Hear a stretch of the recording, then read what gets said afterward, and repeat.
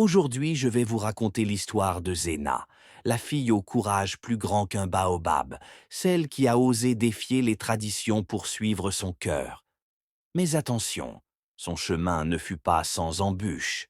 Dans un village où le soleil embrasse la terre rouge et où les tambours résonnent au rythme du vent, vivait Zéna, une jeune fille de 17 ans.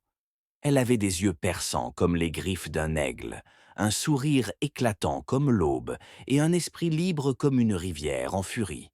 Son rêve? Choisir son propre destin. Mais mes amis, les rêves sont parfois fauchés par la réalité.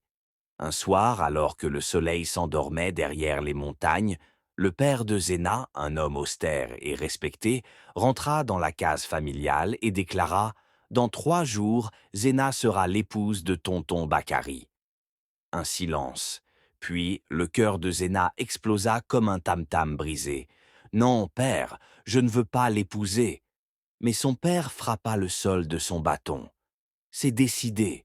Ce mariage apportera richesse et honneur à notre famille. Tonton Bakary a offert 3 sacs de riz, du bétail et une case en dur. Tu dois obéir.»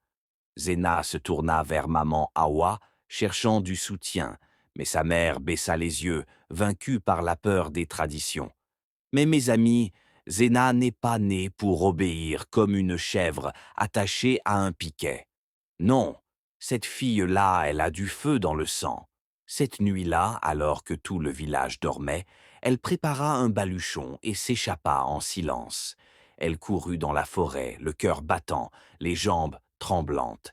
Elle courut jusqu'à la hutte de Kofi, son ami d'enfance, celui qui connaissait ses rêves mieux que personne. «Kofi, aide-moi. Je refuse ce mariage.» Kofi la regarda, son regard plein de colère et de détermination. «Alors nous partirons loin d'ici, ensemble. Mais mes frères, mes sœurs, le destin est un chasseur rusé, et il n'aime pas qu'on lui échappe.» Chapitre 3. La trahison de maman Hawa. À l'aube, alors que Zéna et Kofi se préparaient à fuir, des voix retentirent dans la forêt. «Là! Attrapez-les!» Son propre père, accompagné de plusieurs hommes du village. Zéna se retourna et vit sa mère en pleurs derrière eux. Maman Hawa, qui l'aimait tant, avait trahi son secret pour son bien. Les hommes la saisirent violemment, l'amenèrent de force au village et l'enfermèrent dans une case, sous la surveillance des tantes et des vieilles femmes. Chapitre 4. Le jour du mariage, la dernière révolte. Le jour du mariage arriva. Sous le grand baobab, le village était réuni. Les tambours battaient. Boum, boum, boum. Tonton Bakary, vêtu d'un grand boubou doré, affichait un sourire satisfait. Il avait acheté une épouse. Zéna, en robe traditionnelle, avançait vers lui. Ses poignets tremblaient, ses larmes coulaient en silence. Mais à l'instant où Bakary allait poser sa main sur elle, «Non!»